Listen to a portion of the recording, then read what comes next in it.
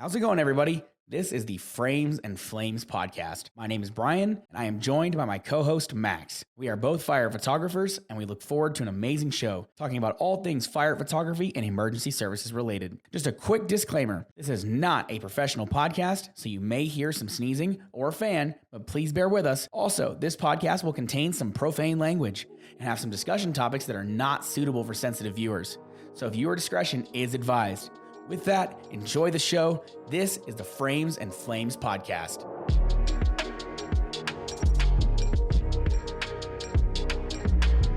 All right, welcome everybody to tonight's episode of Frames and Flames. As always, I am Brian, joined by my co-host Max. Tonight we are sitting down with engineer Gino Galli. Gino is the president of the Treasure Valley Fools and a 15-year veteran of the fire service. Gino, why don't you say hello to our 7 fans and introduce yourself? Hey, after the episode, you'll probably have more. Who knows? We'll see.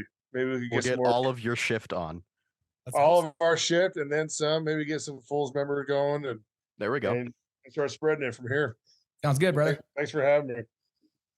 Absolutely, always our pleasure. I cannot talk tonight. This is a really bad idea, and it was the first night. I'm completely sober, and that's a problem. Oh, that's very unfortunate because I'm not. So we're good. I'm just kidding. Nah, I'm bet only one beer. It's not a bad deal. Just one. I was debating, but I have to work tomorrow. Yeah, I don't. There we go. Lucky man. Oh, absolutely.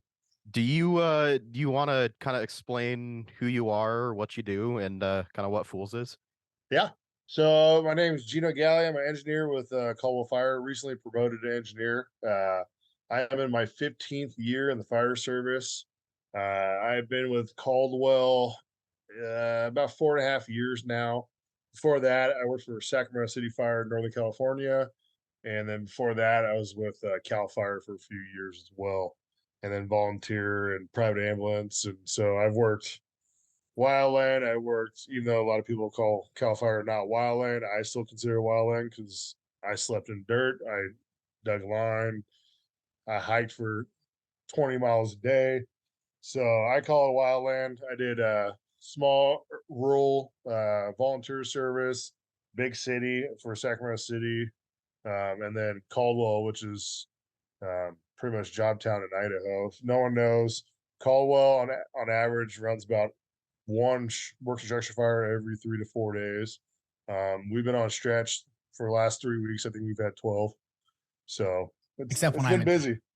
Yeah, except when you're in town. I officially need to get out there more because it's been I'm officially going to say that it's been quiet in Boise, and I'm sorry to everybody working tonight. But yeah, it's one of those, it's a happy, sad thing because good for the city. Nothing's on fire. Nobody's getting hurt, but I can't take pictures. Yeah. And you guys are going to Job Town. Yeah, too. I think we have a little bug going around, so we'll see what happens. But so I took over. So Treasure Valley Fools, it's the Fraternal Order of Leatherheads Society. They originated back actually in Florida, early 90s, about 95. And ever since then, it's kind of been growing to where now it's all over Canada, all over the United States. There's chapters, multiple chapters in multiple states. Idaho currently has 5. So there's Eastern Idaho Fools, Sawtooth Fools, which is in Sun Valley, Treasure Valley Fools, which is in the Boise region. Hell's Canyon Fools just opened up after our last conference we hosted. They're out of Lewiston area, and then Coeur d'Alene Fools, or the Core Fools as well. So basically what it is just a large training group. We have currently over 100 members, active members. We do tactics on tap, where it's basically lectures while having some beer and whiskey, just talking any type of subject. We have about a week and a half, just discussing the after action fire of a recent Boise fire that they had on the center hallway apartment. We'll have hands-on trainings, kind of just get as much sets and reps on all sorts of training ideas as possible. And then it's sharing ideas and knowledge and wealth, and just it's awesome.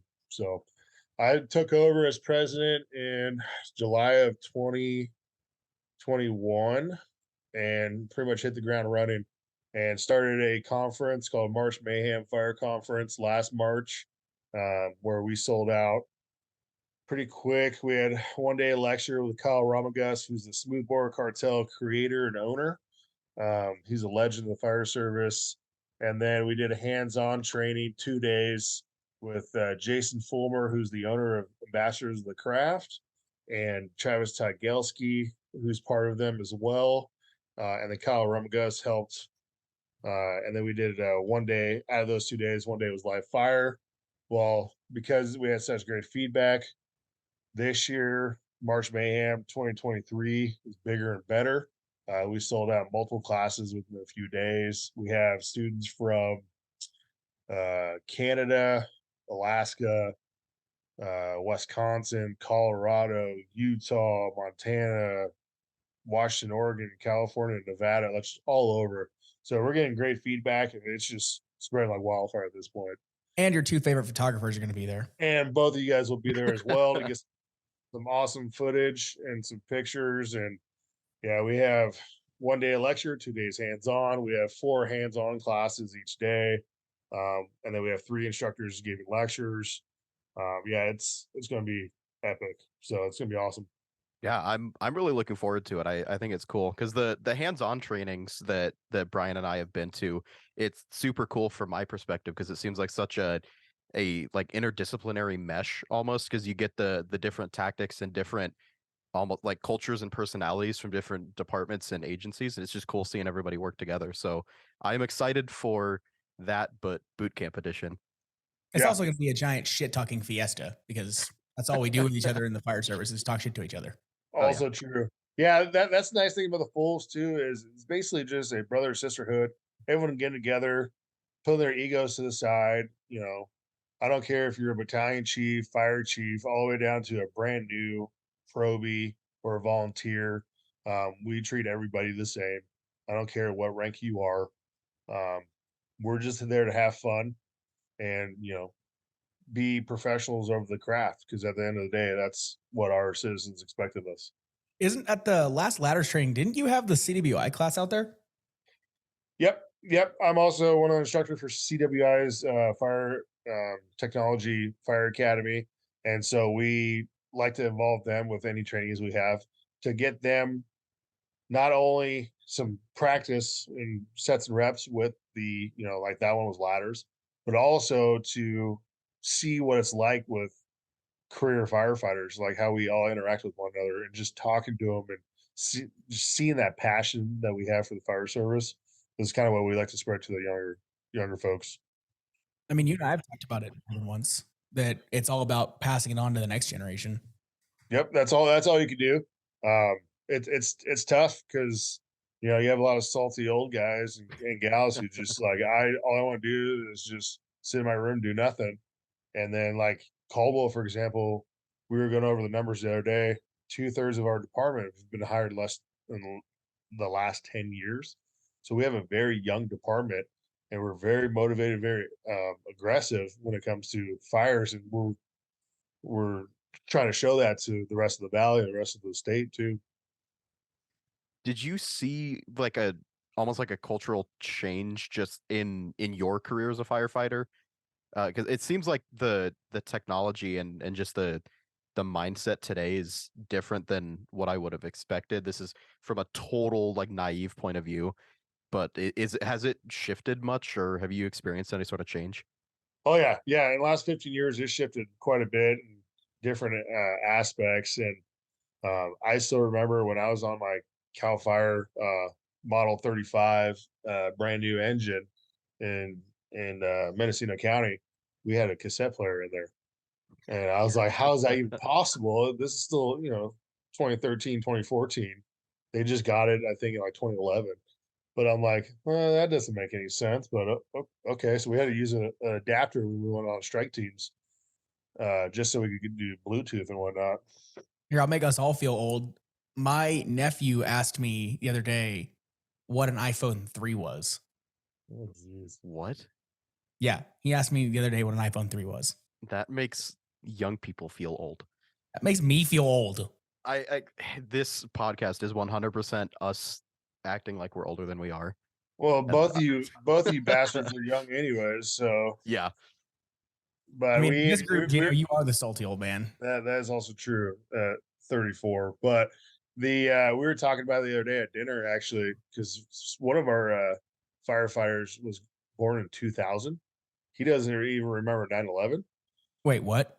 Yeah, yeah, he just got probation. He was born in 2000, and we were talking about like floppy disks the other day, and yeah, no one knows what that is except for all It's of the us old save guys. button. That's what that is. Yeah, Save pretty button. much. Dude, it was a frisbee when I was a kid. Yeah, so we were talking about the games we used to have on there, like Oregon Trail and Surf Ninjas and You stuff have that. died of dysentery. Yeah, so a lot of people are just like, "What are those?" Like, yeah, all right, I need to stop talking. How is one of your former probies younger than me? Like, that's sad and also kind of terrifying. That's what I'm telling you. We're hiring young, man. We as of right now, he's the youngest in our department. He just turned 21. Yeah, God, and you feel old. but our average That age makes is me feel probably old. about there's probably about like 26, 27 right now among firefighters. And Dude, it's Walker's almost 40. well, yeah, but he's been around a while. True. So I told him when he's riding with you and Drew not to get hit in the face with a nozzle again. yeah, that Okay, was that's his too. fault. Yep. Yep, that was his fault. For anybody that doesn't know, we had a structure fire in a neighboring agency. I was driving. The acting captain that day was Drew McConnell, who just recently promoted to captain permanently, and then Brian Walker, who's a probationary firefighter, and Kevin Hargan, who was on probation at the same time as well. We started doing a fire attack on this outside trailer plus I don't know. There's cars everywhere. Junk. It was a junkyard pretty much. And I slowly opened the hand line, and Brian went to go move it, and it was kind of twisted. It spun up and hit him right in the face, and kind of cut him right underneath the eye. And we have a pretty good picture of it I was that we gonna make say fun of it's it. Brian. It's on your page, right? It is. I Yeah. think I told Brian when he gets off probation, we're going to find whatever station he gets assigned to and Hang it up. frame it and put it in the at bay. I want to put it at Station 3 when he wakes up every morning. And walks out in the hallway. That's the first thing he sees. I think that needs to happen. Yeah. Well, I think it will make it happen. So, I mean, Nye hasn't killed all of us over the stickers yet, so yeah. So Chief Nye, when we made him those stickers, everybody else loves them. Uh, he's starting to grow into them. He grabbed a handful the other day to give to his kids, and but we put them on water bottles and cups and coffee mugs, and so every time you drink coffee, you see his face looking at you. I'm just surprised he didn't immediately think, "Oh God damn it, what did they have him do?" Yeah. Well, It's a as a constant. battalion chief, yeah, he's not one of the guys anymore, but at the same time, he treats us, very well. He's one of the better battalion chiefs I've ever worked for. His favorite motto is "We get to," so we put that on the sticker so everybody knows. No matter if it's a structure fire middle of the day or stub toe at 2 o'clock in the morning, we get to do it because it's the best job in the world. Damn right it is. That's the way to do it. So, Yep. Gino, here's the question of the day. Yeah. What was your initial opinion of photographers on the fireground before you knew either of us? So we actually talked about this the other day. The big thing when it comes to firefighters and cameras, we see them, we duck out of the way. And the reason why is if you end up on the news or newspaper or whatever, you owe ice cream to the shift and to the crew or whoever spots it. If you make national news, you owe steak dinner. Um, I I owed that when I was at Cal Fire. Ended up on Good Morning America. So one of our footage. Luckily, you couldn't see my face, but I have the screenshot of it, and it was our crew because you can see my engine number, so you knew it was us. And so we owed steak dinner to a lot of people. But yeah, it was. So when it comes to fire service, we try to hide out of the way and try to hide our names off our coats so that way you're not taking pictures of us and stuff. But um, after a while, we like seeing the pictures and the action that it's basically like reminiscing of what we did. That's why I have a helmet camera, so that way I can go back, use it for training. If I don't have that, I could use your guys' pictures, for example, like that fully involved house fire we had, Brian, that you came out. That Station 3 wasn't dispatched until everyone else got on scene. Is that one where Coulter fell to the floor? Yeah. And using those pictures, I can be like, oh yeah, I remember, that crew had to go on the roof to get to the gable end. This is the same fire that Captain Coulter kind of went through the floor, hurt his knee. Um, it was an empty house, but it was completely torched. It was just kind of weird. It wasn't called in by anybody. The cops drove by and saw it, called it in. But yeah, now, like after you come out, taking a lot of our pictures, um, hearing the other shifts how jealous they are on not getting action photos. They're all kind of pissed, especially when they found out you moved. So I'll spend some time out there. I do want to go out there more. Go out on A and B shift. C shift is mine. Well, I know talking to good luck trying to get on A shift. It's gonna be a little hard. C shift, B shift. I think I can probably make it work. C shift. I know Chief Nye is all for it, and you'd probably end up. You could do a ride along with us on our engine, or jump on the truck and spend a couple hours, take pictures or whatever. At the end of the day, we like to use those photos to show our citizens too, kind of the stuff we use as well. Because right now we're going to be going to the public for a bond to try and get another station, more apparatus, hire more people, because we're so far behind is how busy we are. We're just trying to play catch up at this point. So we use those photos to show like, hey, we actually are pretty busy here, and these are kind of things we run on. Yeah, I mean, I know Chief Frawley likes our stuff. Yeah, no, he's all about social media. He loves. He told me the other day. He goes, "Oh man, I wish we had more photos before he left." And I was like, "Well, we could probably." There's another guy, Max, that we could bring out to Caldwell a day or two and have him take some pictures and videos and whatever. He goes, "Oh yeah, well, yeah, let's do that. We'll make it work." So yeah, and I mean, I'm talking with the PD side. Little spoiler alert. Working with Caldwell PD a little bit. So if I'm already out there, well, there you go, dude. They're Caldwell PDs, man. They've revamped since they got their new fire chief, Chief Ingram. He's been awesome for them, and you can just tell that the culture shift and the police officers' attitudes have been a lot better since I've started. And so my one interaction with them, like outside of me and Max running together, was when me, Nye, Captain Gigray, and somebody else, and a Caldwell cop almost got fried by a down power line at that lumberyard fire. yeah, oh yeah, I remember that. Yeah. Luckily, and I was like, that line's arcing. And I was like, we should probably get out of the way. He goes, yeah. And he goes, that's about to snap. I was like, oh, and it snapped. Yeah, no. The one thing about those police officers, man, they sometimes they love being in the middle of it. Two of them almost smoked me on the side of the engine the other night when we were staging for that stabbing. Engine was pulled off to the side, doors were open.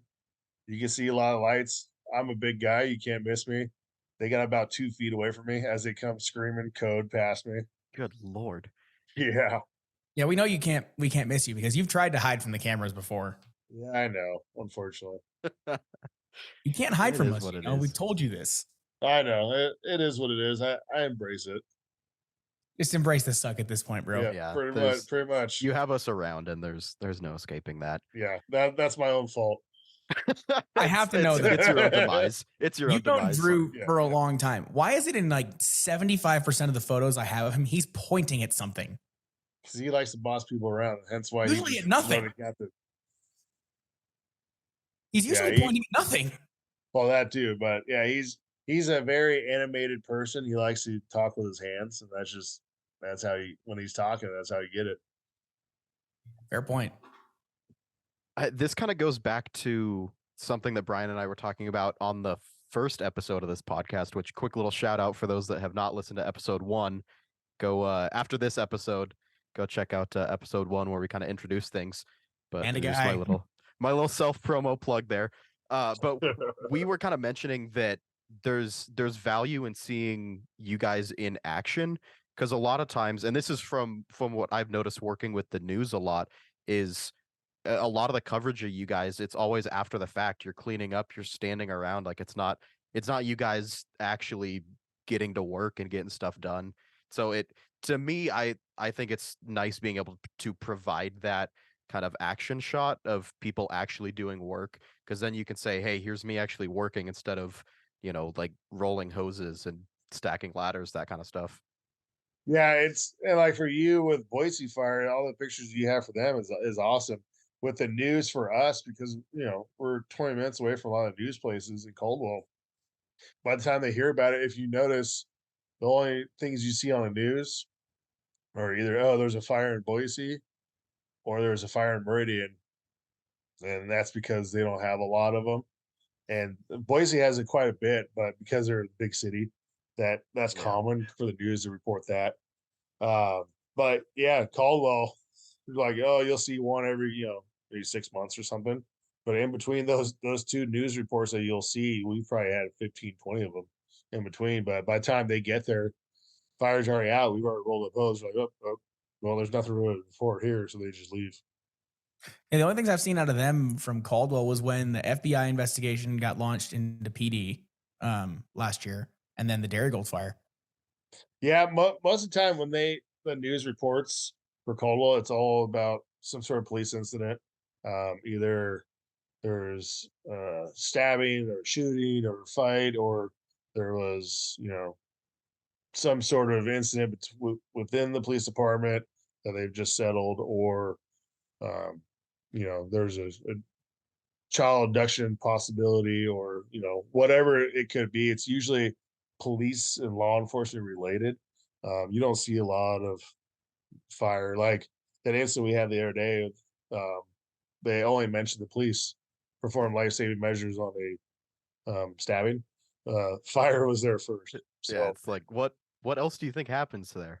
yeah, and so we don't try to toot our own horn. We're there to do our job, and it is what it is. If the news doesn't report it, then it happens. I mean, everybody thinks you guys are cooler, anyways. Well, we try. Everyone Well, waves at us with all five fingers, and so the cops is one.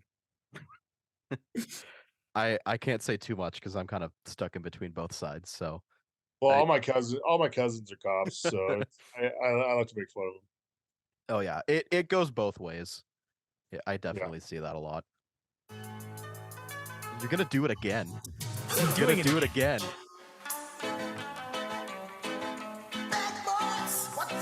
I mentioned that 3-letter word, and he's on it quick. He's been talking about the soundboard for He weeks, has not man. shut up about it. I have I know. discovered all the buttons. Do not judge me. I was when Gino was going through his introduction, I saw your hand move over. I know you were ready with some air horns or something. I saw your hand. I was turning my mic off because I had to sneeze. So I didn't sneeze during Gino's introduction. Yeah. Uh-huh. I have other things planned. Uh-huh. I mean, if you want me to. Oh shit, I gotta push the button. Hang on. There we go. Cool. So now I get to lower that level down so we don't kill our listeners. I mean, what is fun if not a couple of blown eardrums? Yeah, pretty much. Remember, I can't remember who it was. I think it was one of the Wilder guys. I was setting up for their staff photos, and one of them accidentally was getting out of the engine, hit the air horn button. That sounds very right. And I was like, shit. I don't think he accidentally did that on purpose. I think he did. I can almost guarantee you he did it on purpose. Yeah. Oh, it's like when we were out at Meridian Station for backstep, and I forgot that air horns are a thing when I was shooting that truck. Oh yeah, just laid on the air horn when they came out. Yeah, I was not expecting them to do that because traffic was clear when there was no traffic on Franklin at the time, but I guess they wanted to give me a little something. I mean, they saw you on camera, bro. Yeah, it's probably that, and every time you come to an intersection, you always want to hit the air horn, no matter if there's cars or not. Oh yeah. Do you guys have the classic air horns on your rigs, Gino, or do you guys have like the train horn sounding ones? We have the train horn ones, but my engine 103 currently is the weaker of the three engines, so it sounds pretty pathetic when you hit it. So I just lay on the Fed Q, so pretty much the wind up as high as I possibly can, let it go, build it back up every single time, because that's the only thing that really seems to work. No one really moves out of the way for the air horn. It just beep beep, pretty much what it sounds like, what it feels like at least. Dude, imagine me in a fucking ambulance. Like they don't move out of my way for shit. Oh, dude, I drive like I stole it, man. They need to move out of my way, or who has more lug nuts, me or them? So we'll see who wins. True. I mean, I almost beat you guys to that train call. I texted you I was going to beat you, and then you were just like, nope, never mind. Yeah, you would have beat us, and then when they moved it from Nampa to actually Caldwell's area, we won. But just like that structure fire, we had that garage structure fire where 103 was first in, and you came right behind the battalion chief before all the other engines. No, dude, I beat the battalion chief. Yeah, that sounds. Yeah, I want a fire truck. I can't say much though. I can't. Who doesn't want a fire truck? Yeah, sure. We'll talk when I build out my rig, whenever that happens. Are you gonna get the Explorer? Like, what are you gonna do? That's the plan. You driving a Ford Fiesta right now? Is that what you're driving, Max? I drive a Jetta, actually. I'm a VW even boy. Better.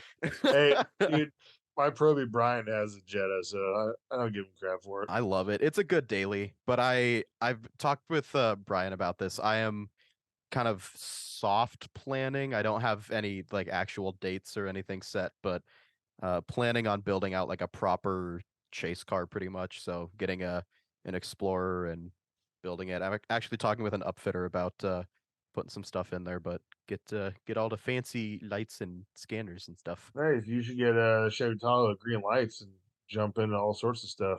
Yeah, I can wrap it tan. I see your face, Brian. We're getting into this. If any of you follow Brian or I's accounts on Instagram or a little Instagram page called Wannabe Stringers, you'll notice some dumbassery that happened over the weekend. And I don't even know how to explain it because it is beyond stupid. I can explain it. I mean, I'm not going to be nice about it, but I can explain it. Go for it.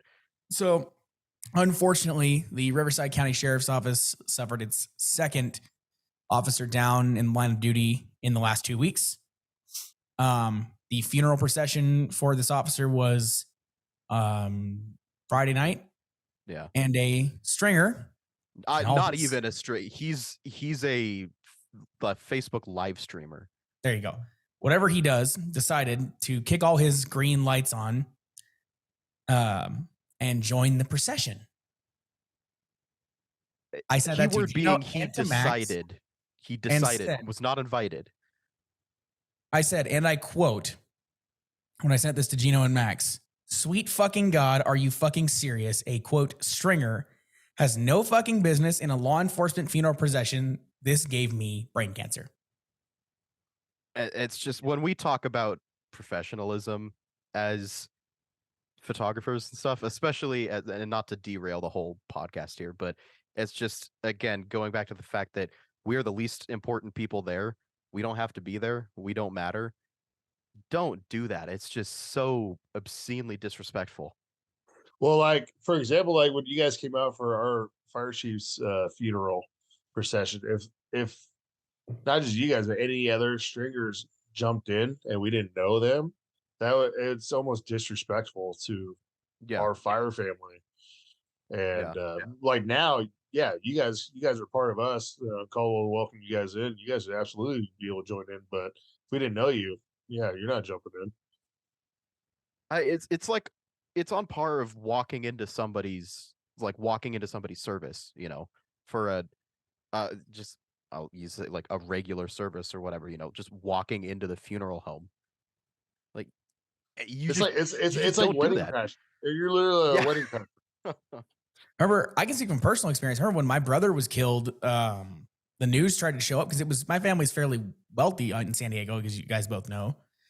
So it was fairly high profile. They tried to walk in to film the funeral. I literally almost got into a fist fight with this guy. Yeah, it happens, man. And people, they have no morals and ethics. Violence is not the answer, kids. It is an option, but not the answer. You almost messed that up there. Yeah, I almost. True colors. Shut up. Worked in EMS a long time, okay? I don't have a soul anymore. Yeah, we know that. Just wait till you become a paragod. Don't even start. I already want to start a 12 gauge over this goddamn cardiology class. Dude, I have like a 2-inch thick stack of notes from one class. Hey, you signed up for it. Fair point. That's free, so I don't really care. I'm not losing money on it. Driving the Band-Aid bus.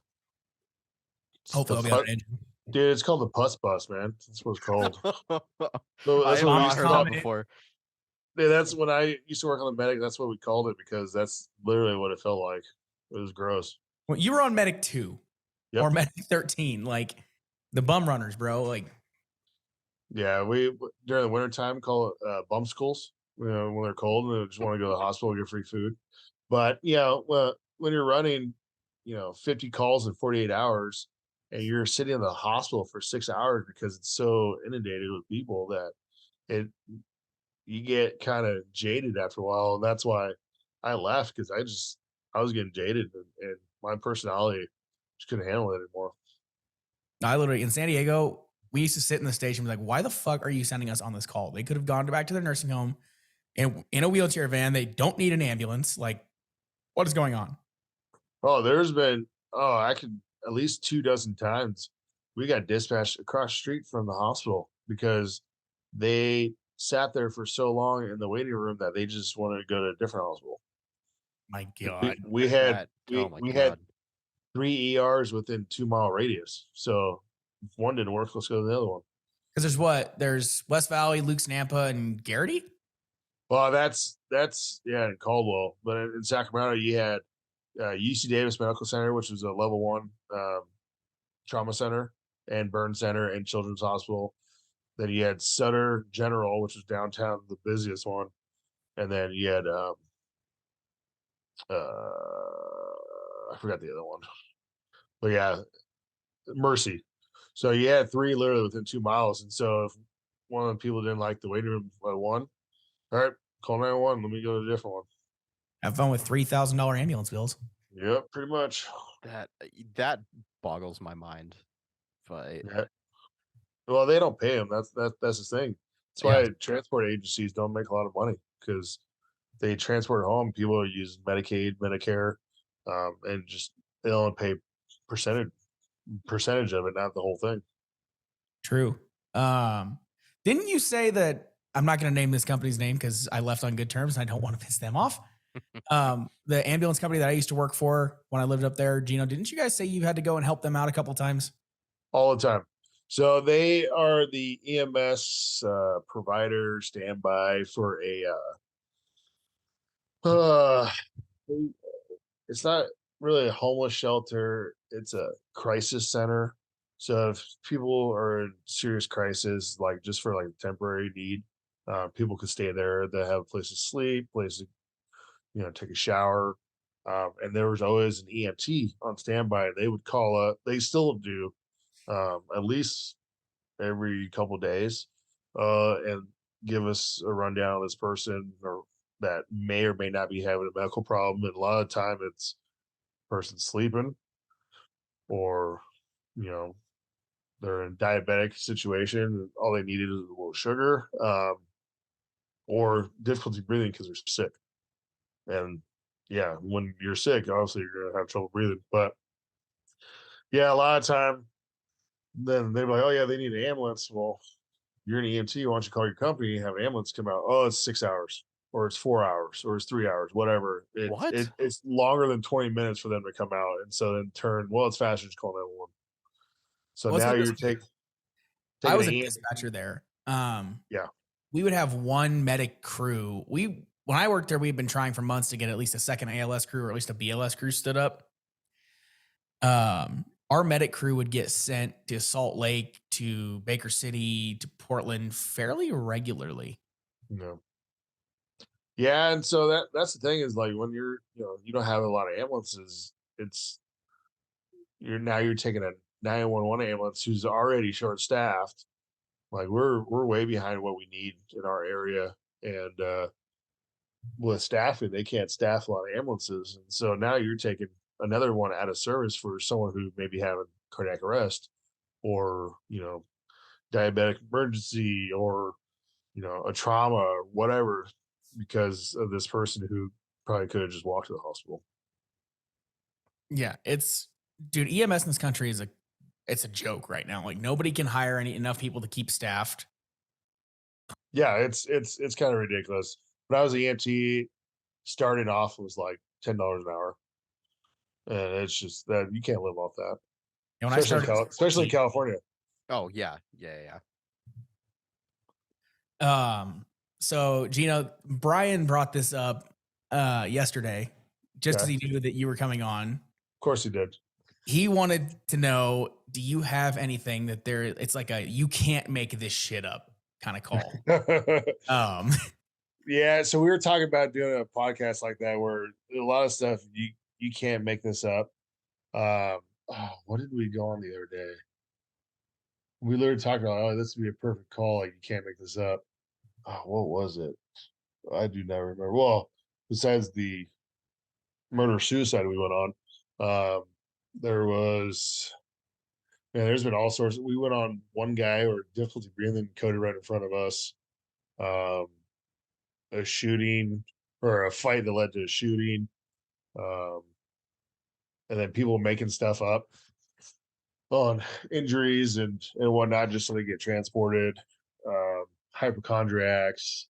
So Fools being the main reason that we started working together. Obviously, we met at Gino's chief's funeral, which was a very sad day. Really emotional for me, at least. Yeah, it was emotional for us because I actually got forced overtime that the day it happened, and one of our crews, our Station 1 crew, responded on him. And it was 101 that went on it? Yeah, 101 went on him, and we had 2 probies working him. One was a new probationary firefighter. He was a training captain in San Diego. He came up here just because he wanted to stay closer to family. The Lakeside guy? Yeah. He worked our chief. And so it was he's been around. He's a legend of the fire service in this valley, and everybody knew him. So it was tough. Just seeing that, I've seen a few in my day being in San Diego, like Corey Iverson, Chris Mertz, Dale Mosby. And then seeing that, it just brought up a lot of that stuff. And being a first responder myself kind of broke my heart a little bit. Yeah. It was tough, man. A lot of guys that I've never seen be emotional or have been very emotional about it. Yeah, that was my first service like that I've experienced in person. And I've seen however many dozens or 10s, 20s, 30s amount of videos on social media and stuff, but witnessing the procession rolling in when the first, like, it was the motors that came around, like Caldwell's motors that came around the corner first, that kind of put it into perspective for me. Like, you're watching this in person. And that was, even though like I had never really met the guy, I barely knew anybody out there, because that was kind of my first, I'd say, like, almost personal step into this side. It was surreal to see that. Yeah, up to that point, Gino and I had only talked on Instagram. Yeah, and then once I saw the pictures and saw you were out there, then it kind of led to you guys both coming out to our trainings. Yeah. The backstep was an awesome day. It took me 4 days to edit all the photos because I took 5,000 of them. That's back when I barely edited mine. Wait till March. You're gonna have probably about 20,000 of them. Don't make me think about it. It already makes my head hurt. We're gonna have our little base camp. So yeah, we're gonna have a tent set up with our cars and charging stations for stuff. Perfect. I'll save a little spot for you guys too. I'm just gonna wait. Gino will be like, "Hey, you guys got any beer in that cooler? I need it." That's just because we're babies and can't handle being outside. Yeah, that too. Dude, I'm debating bringing my SCBA with me. He just wants to fit in. I just can't believe I got a free SCBA. I still can't figure out how the hell I did that, but yeah, I showed Nye that the other day. He goes, "Can we get some for our department?" Don't you guys have the 4.5s? No, we have the older ones. Well, you have the Scott sights on your mask, though. That's pretty badass. I wish I had that on mine. We're getting rid of those because they're POSs. They suck. Yeah, they're starting to, the heads-up displays are going out on them. So if anybody does know, Scott sights is the thermal imaging camera inside your mask, so you could basically be hands-free with the camera. It's a nice concept, but that's so tiny. It's hard to see like, a person or a dog or a cat or whatever when you're searching because it's so tiny. It's probably like a 1 by 1 little square in the corner of your mask. I mean, in the field of view though, too, I think Scott's head was in the right place when they designed it, but I think they just need to make the screen bigger. Nah, they need more updating on the programming too, because sometimes it's very laggish and just it's very slow to respond. And sometimes the camera, which is Bluetooth with the heads up display, sometimes they don't sync up. And so when you're trying to go interior, like, oh man, my camera's not turning on. Sometimes it's a pain. But just to fix the heads up display alone is $1,000.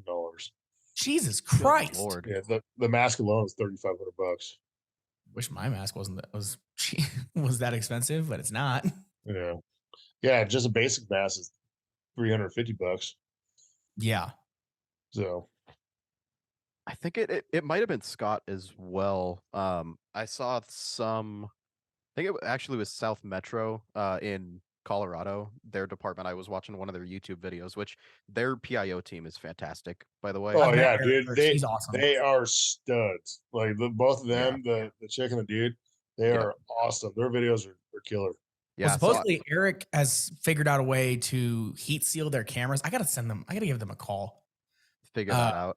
Figure that out because he goes interior with their cameras and like will follow the line. I'm like, how the hell do you do that? Yeah. Yeah, I know he has a bunch of it's GoPros on his crazy. helmet. Yeah, Oh, and they also like he will pull helmet cams from the other crews that are actually working it. But I was watching one of their recent videos, and I cannot remember what the video was, but one of the firefighters was talking about their new masks and radios, which Bluetooth sync together. Which that seemed kind of weird to me because it's supposedly supposed to be easier to hear and speak through your radio because Yeah. it's connected to the mask. But that just like I would not trust that connection to work 100% of the time. Yeah, I don't know about the connection. I actually tested one out the other day because I'm in charge of the SCBAs for Caldwell, and I had a rep come by and bring one. It's called a bone induction mask, and it basically it's like an implant. It basically goes against your bone, and the hearing was phenomenal on it. He used his phone, connected Bluetooth, called the mask from his phone, and we had a clear conversation like we're having right now. It was ridiculous, and he was 2 rooms over. Like, that's fantastic. yeah, it was a trip to see. Now, it seems like good tech. I just wouldn't trust it. I mean, who knows? It probably is. It's probably very good. I don't know. I would not want that to fail. Yeah, we have one guy in our department who is currently testing it out because he has hearing aids from when he was in Afghanistan. And so he has some pretty bad hearing, and so he's been using that, and I guess he's been loving it. Speaking of Afghanistan, how's your guy that's deployed overseas that we were doing all the jerky stuff for? As last we talked to him, he's doing pretty good. He actually sent me something on Instagram the other day. But yeah, last I heard, from what we've talked to him, the limited bit we have, he's in Syria right now. So doing door kicker shit. Yeah, he's on the sniper team, so he's that guy. He's the Chris Kyle of the Army, the Idaho National Guard. Nice, dude. That's crazy. That I never knew like until a couple of years ago that the National Guard got deployed at all, and I was like, what the hell?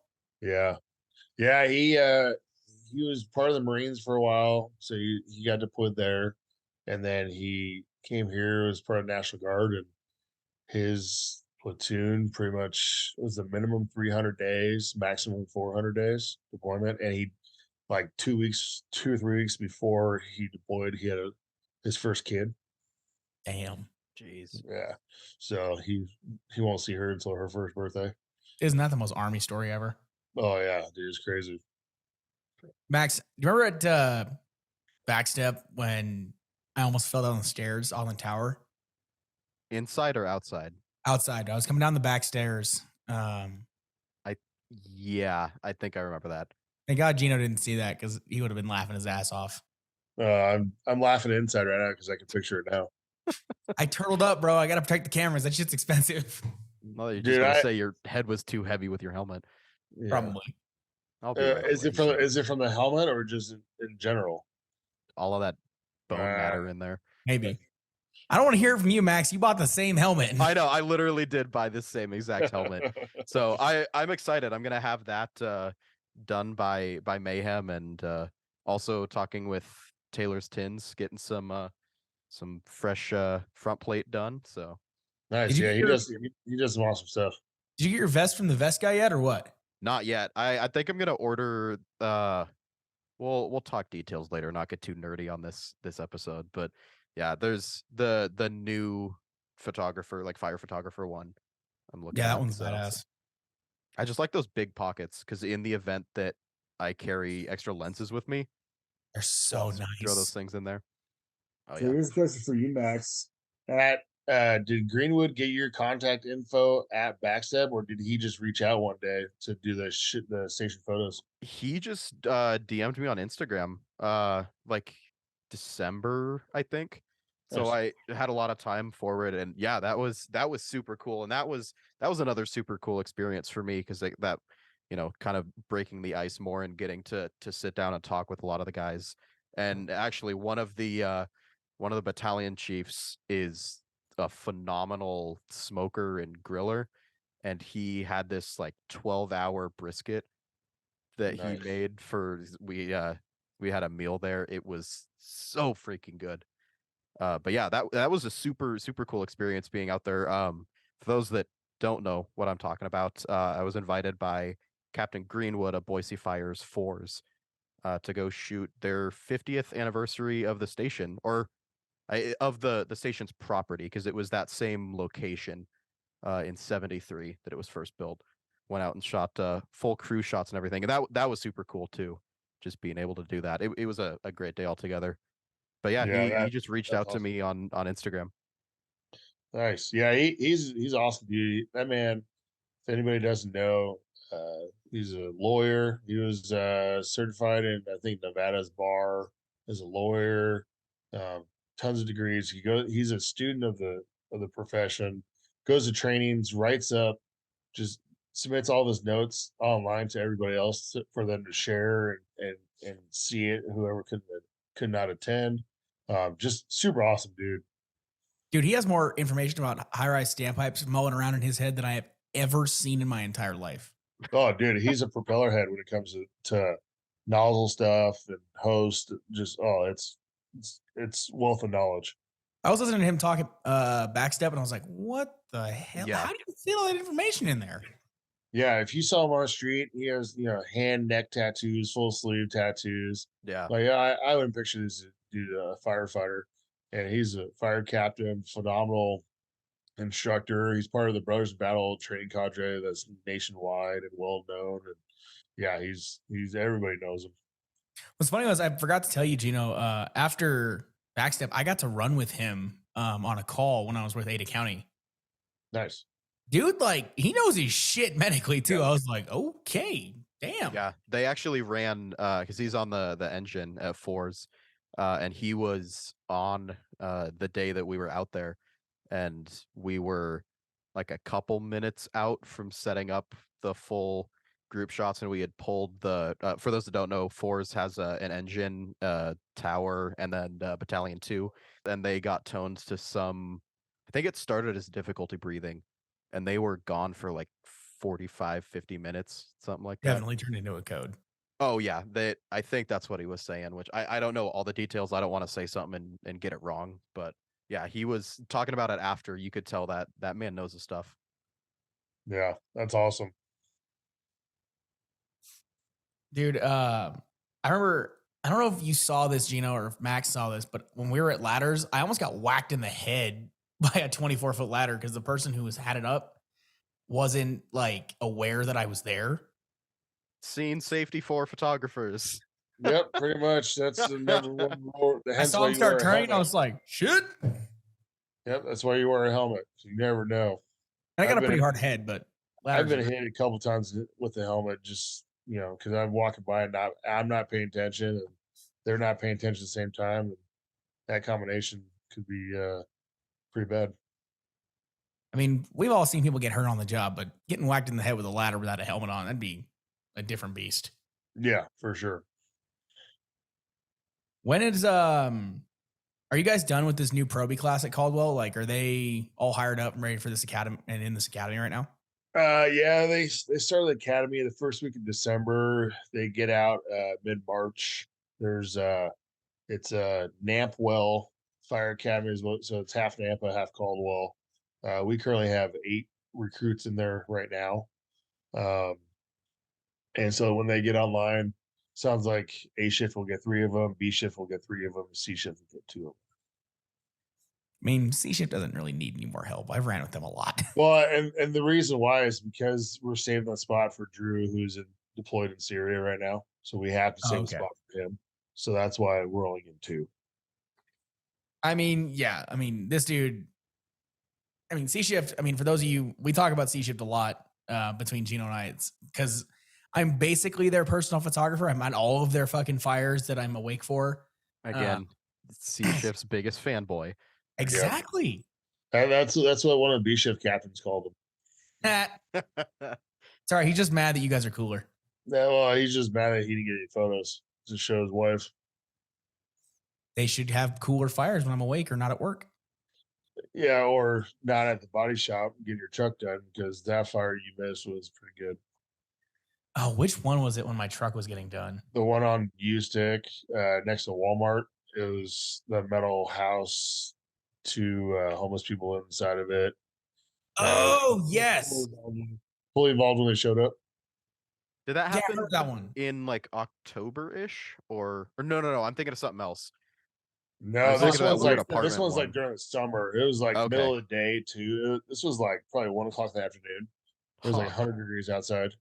Remember, I had just gotten my new truck after that wreck, and I was getting the grill guard put on. Yeah, and it's right next to a Walmart. It's a busy street. It's off of U-Stick, and only had 1 call on it, and it's maybe like 1.5 miles away from the station. They pulled up. It was fully involved. What was that one I missed because I was at work? Was it the Death Trap building where there was like people were refusing to come out and PD was like having to drag them out? That's the one I was thinking of. Yep. No, that's that house is basically the mousetrap house. There's multiple accesses, multiple stairs. There's probably like 12 apartment units in this one, converted house. And it's luckily it was an exterior fire, but it smoked out the floors to where people were just refusing to leave. Cops had to go in there and start pulling people out. Fire had to go there and start pulling people out. Max, didn't you get an info that the arson suspect like got arrested behind the house for beating somebody? So I have a buddy who's on Caldwell PD, and he was saying, I never heard for sure if it was the same guy, but the 911 got the calls for the structure fire, and then like 30 seconds later, there was a call that a guy was battering an elderly woman, I think, in a alleyway, like on the same block, and was beating her with like a cane or something like that. So I never found out if that was related or not, but that was within seconds of each other. Yeah, talking to the first Ryder Cruise, it sounds like that was the guy. That's what I heard. I just never heard. He took off running and started, not just her. I guess he started hitting a couple people with the cane, and then PD's chasing him with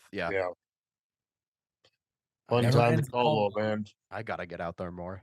Dude, I remember the first fire I went to with Gino. I literally had left the station. I went to the station. I met Gino for the first time. I brought them stickers and photos and stuff like that. We hung out for like an hour. Gino showed me around, and I left 10 minutes later. Structure fire. I turn around and I can see it from the highway, and I was like, "Oh shit!" Yep, and yeah, it wasn't even in our area. We were almost first in. And, didn't you guys beat 802 too? Yeah. So while they have a full-time staff there. I think it's like 2 people, but it's usually mainly volunteer. And they had 1 apparatus on scene, and we got there before everybody else. Just the 1 apparatus, then us, and Yeah, we pretty much got after it, but there's no hydrants out there. So we started ordering water tenders and they canceled ours, and yeah, it was Because chaos. Wilder's tender, Parma, and they were just And doing shuttles. yep, yep. And Parma is the one that was pretty much doing the shuttle for us. Whoever that dude that was running Parma's tender, he was cool. Yeah. Wearing Nampa fire gear, but never worked for Nampa in his life. That makes sense. That's what happens when you get volunteer departments, man. You get what you get when it comes to turnouts. Yeah, I was talking to Nora Culbertson, the admin specialist over at Nampa, and she was like, "Yeah, they donate a ton of their old stuff to volunteer departments." Yeah, that's what we used to. Before I got hired, we donated a bunch of our stuff to South America, I believe. So I think Homedale has one of Nampa's old engines.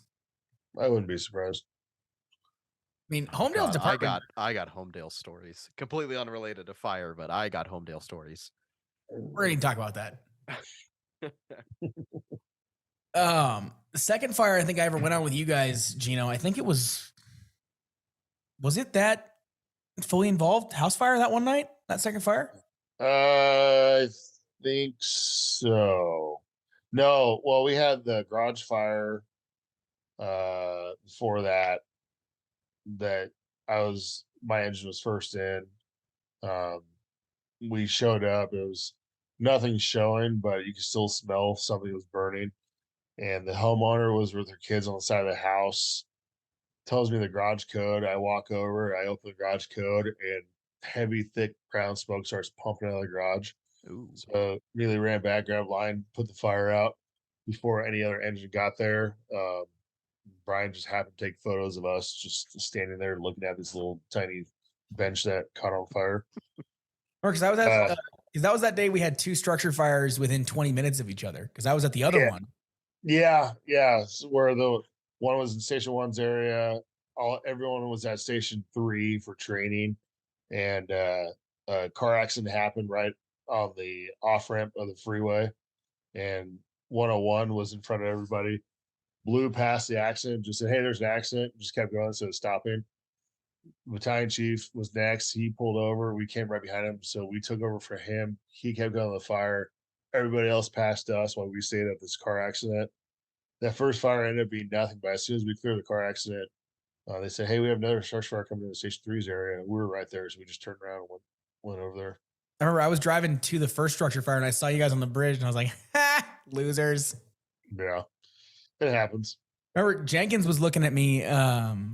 I walked up, I was talking to him, and he was like, "I wasn't really expecting to drop a line on this one." And then Gino started screaming "white line," and I was like, and he goes, "Oh shit, gotta pump and charge a line."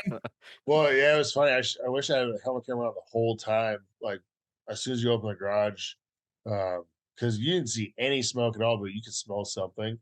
As soon as I opened the garage, how much smoke came out. The captain had no pack on, and you could hear him. I wish I had it on video. You hear him go, "Oh shit," and ran back to the engine. And then as I'm walking back to the engine, I turned my helmet camera on, so I got a quick video of it. But yeah, it was a little tiny bench that she dropped her cigarette on and caught on fire. So she shut the garage immediately and got out. And hey, you gotta Didn't give her spread. props for that. Yeah, it pretty much it prevented it from going into the house and into the attic space, and so she actually did pretty good. Remember that fully involved when I got on? I think there was still fire on the Charlie side when I rolled up, but I stayed out in the front because I didn't know what Chief Nye's game plan was. I was like, I'm just gonna stay out here. That's like the house I just shot, like a couple or this week, I think. Yeah, that fire was it was like 12:30 at night. And I get a pulse point notification on my phone for a structure fire. I see where it's at. I'm like, "Oh, cool, we're going." Well, then I get up, I look at we have an MDC computer screen, pretty much it's a like a 50-inch TV in our living room of Station 3. And I just see Station 1 and 141, our battalion chief for page. I'm like, the hell? Why is no one else getting paged? Well, I found out Station 2 was on a call already, and they just cleared, but they didn't pay. They forgot to page Station 3.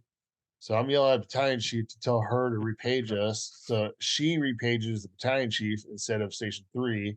So when the battalion chief gets paged, it's a totally separate system, and we don't hear it in our dorm rooms.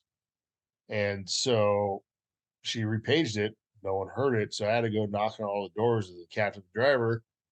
They come out. We get dressed. As we're leaving, the first two engines are arriving on scene, giving us size up. So we're like, all right, we're way behind the curve at this point. Didn't that happen again? Didn't they page like 131 and 121 when an out of service rig didn't or page something? you guys? Multiple out of service rigs. Yeah, that happened like a week later after actually on a possible apartment fire, and they paged one unit that is completely out of service, that had zero equipment on it and like no water, nothing. They paged a water tender that's not completely staffed. They paged an engine that is not staffed at all, um, before they paged my station. So we still love you, dispatch. Yeah, well, and I guess there's a fire there at night that in Station One's area. They did page Station One to it. What? It was a working structure fire, and luckily someone kind of caught wind of it and said, "Hey, you need to get them going." Yeah, man, it happens quite often. Well, hopefully they'll actually remember to page the truck when it goes in service. Yeah, that's gonna be a few hiccups for a while. When is it supposed to go into service? Once this academy gets out in March. Okay. So we already have the captains picked. They have the drivers picked. And then now they just worked on the firefighters. Sweet. So Brian's Proby class will be done. This Academy of Probies will get out, and then you guys are going to put the truck in service? Yeah. So Brian's class, their final test is like their end of their probations is second week of March. And then this academy gets out like pretty much the following week. And so once we get them online, then yeah, we'll all be staffing the truck full time. Nice. Well, that truck is nice, dude. I got to It's a nice look truck. at it when I was at Twos for the group photo. Birch was showing me around, and he goes, "This thing's pretty Gucci." Yeah, man, we got lucky on it. So let's see, it's a $2.5 million truck we got for like 1.3 million. And didn't it like never go on a fire at all where it was at? No, it went on one or two from what I understand. But yeah, it only had 6,000 miles on it. So it was pretty much brand new. Dude, I don't know how Frawley did that. But that was actually before him. It was before Frawley? Yeah, our old ops chief. So how we came about it was so Hughes Fire Equipment, who does a lot of our maintenance for our trucks. We had a guy, he's an engineer with our department, worked there part-time on the side, and he caught wind. He's on the truck committee as well. So they've been planning on getting a truck for the next 5 years. And he caught wind of this truck being sold before it was listed to anybody else. So they went up there, drove up there with Chief Johnson before he passed away, this engineer, Drew McConnell, and then Captain Colby Curbs, who is in charge of the truck, pretty much getting all the equipment for it and whatnot. And they drove up there to Washington, tested out, test drove it, flew the stick, and the following week, the city council cut a check. Damn straight. Yeah, making Nampa jealous on theirs. No, yeah, dude, they are very at that truck academy. Their rear swing on when you turn, ours is like 2 feet. Theirs is 18 feet. Well, because truck one, it's like a good 6 feet longer than 131. Yeah, at least 6 feet. I heard a rumor, and granted, this could be completely unsubstantiated. This could be just normal department scuttlebutt, that they are looking hard for a new truck to replace truck one. Yep. They're having a lot of problems with their Rosenbauer, and man, it was out of service for like a year because it blew. I think it ran out of water in the engine and blew multiple gaskets and all sorts of stuff. So they had to or I think it ran out of oil, one of the two, and it just blew up. There's a reason we call it Rosenbroken. Yep. It's like a Ford. Funny. Yeah, funny. It's all right. You're just mad that my truck looks cooler than yours. What was that to? Thank God for Geico Insurance. Shameless plugs. Yeah. I was gonna say, Dude, which after the truck? accident, they literally gave me $15,000 more than my truck was worth. They felt bad. Probably. Dude, I mean, so Gino, before we wrap up tonight, so what are we going to do at March Mayhem? I know Max and I are going to be there.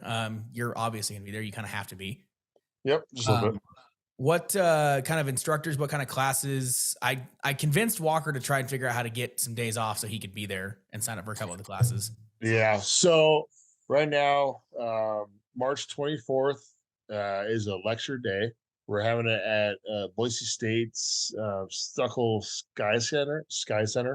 It's basically above their the blue Smurf turf football stadium.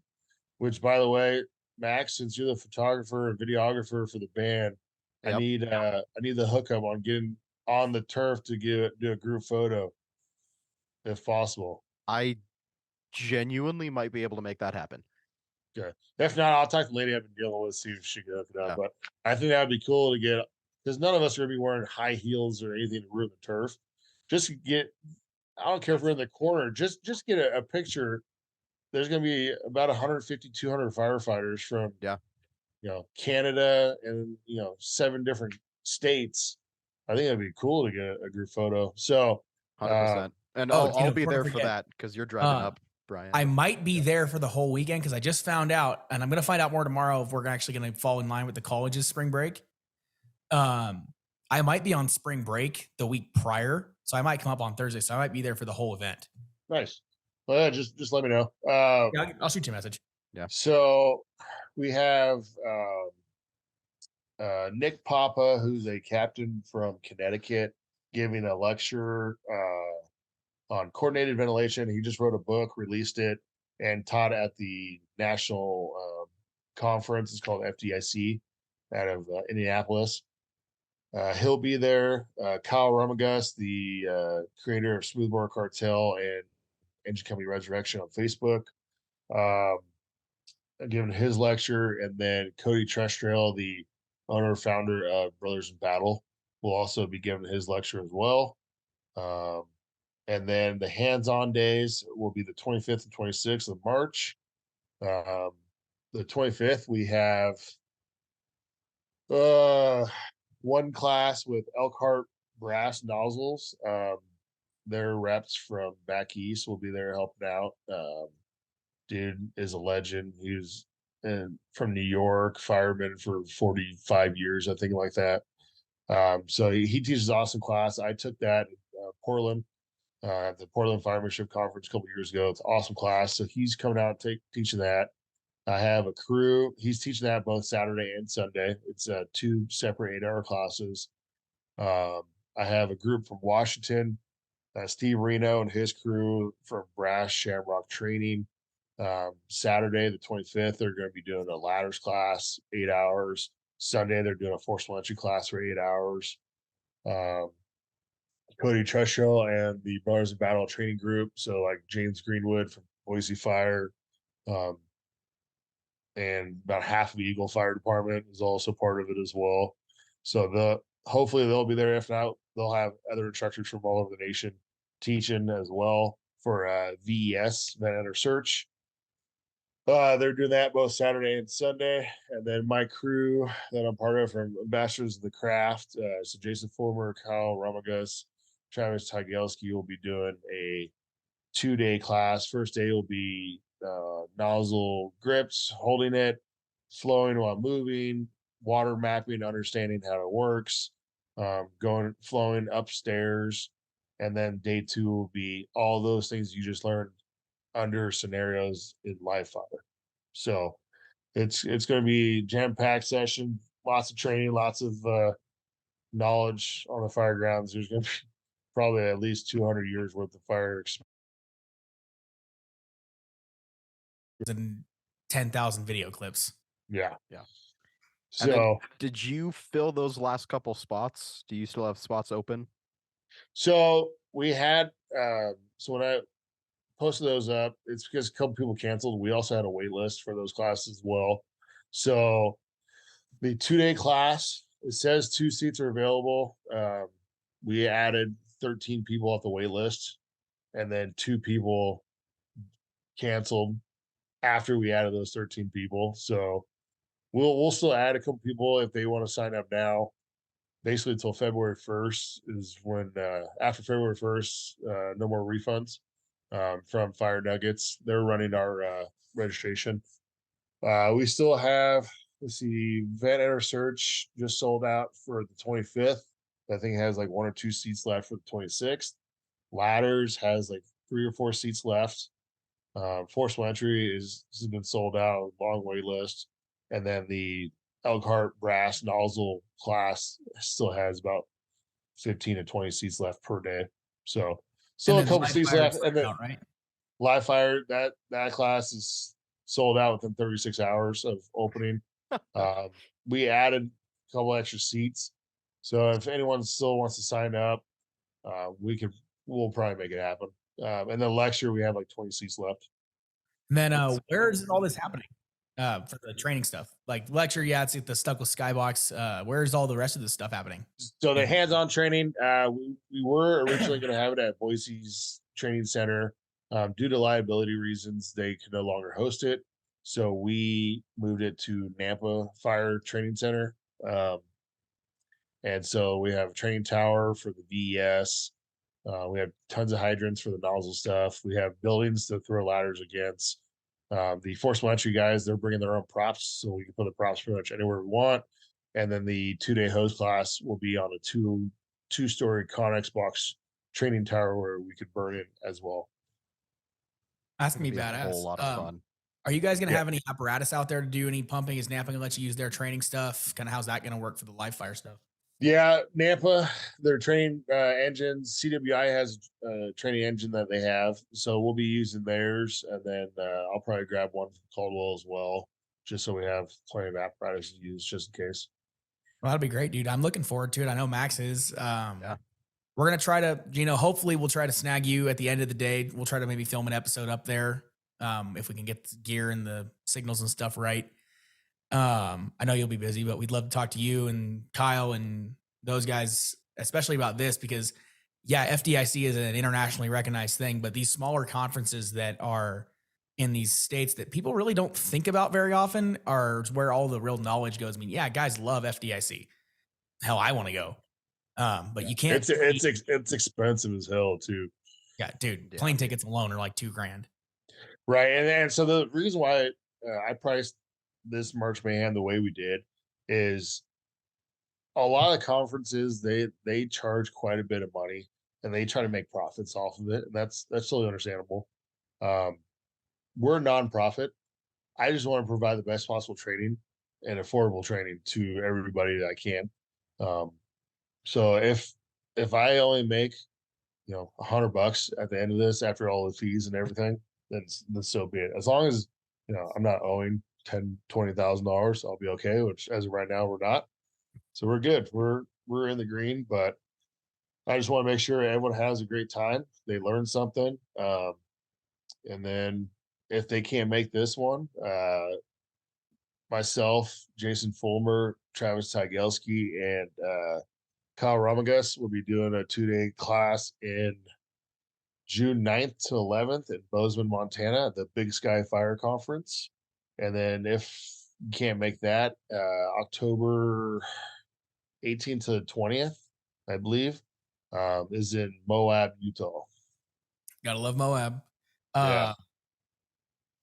But I already ordered my shirt from March Mayhem. Hoodies were sold out on the website. I was like, damn it, I wanted one of those. Well, they've all been sold out. Whatever I have available is what it's all available on the website. The rest is all pre-order. So I'm going to open up pre-order here pretty soon. We're probably going to switch up the logo.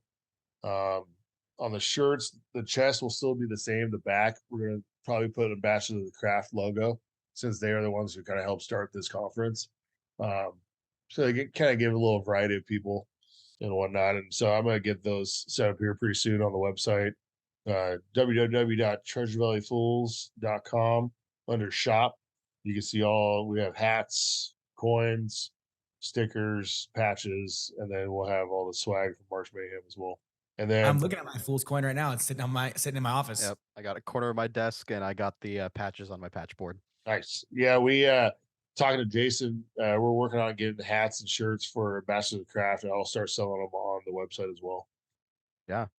I do just want to say, for those of you listening, if you're interested in any of those classes that are still available, the Fire Nuggets link is on the Treasure Valley Fools Instagram page, probably the easiest way to find it. So on Instagram, Treasure Valley Fools, all one word. Look them up there, give them a follow, because there's some good information and updates as far as Mayhem goes, and the link to register for those available classes are still there. And again, Gino, huge thanks for being on the show. Definitely looking forward to Mayhem. It's going to be a whole lot of fun. Yeah, thanks, guys. I appreciate it. It should be a good time. Well, Sure. I think this is as good a place as any to wrap things up. Again, huge thanks to Gino for being on the podcast. Everybody, go check out Treasure Valley Fools if you're not following them. Subscribe to them, all that good stuff already. What was your website link again? TreasureValleyFools.com. And we have apparel on there. We have a video from last March Mayhem on there as well. And then I'll also be putting updates on our Facebook page, our Instagram page. If you have any questions for me, if you have Facebook or Instagram, message Treasure Valley Fools. It'll come right to me. If you don't have those, go on the website. You can send an email directly to me as well. Max, I think to send Gino off, I think we need to play the Dennis Leary Fireman's Anthem. What do you think? Oh, God. He just wants to push buttons. I do want to push buttons. This is the one I'm thinking of. It's the greatest one of ever. You know exactly what I'm best thinking speech of. ever. Oh yeah, dude. This is the my anthem, ringtone. Thanks, guys. Thanks, Gino. The Frames and Flames podcast is produced in collaboration between 1076 Media and 760 Fire Photo. For more information on the show and to find out about future guests and episodes, please check out our social media at TEN76 Media and 760 Fire Photo. Thanks for tuning in, and we'll see you next time.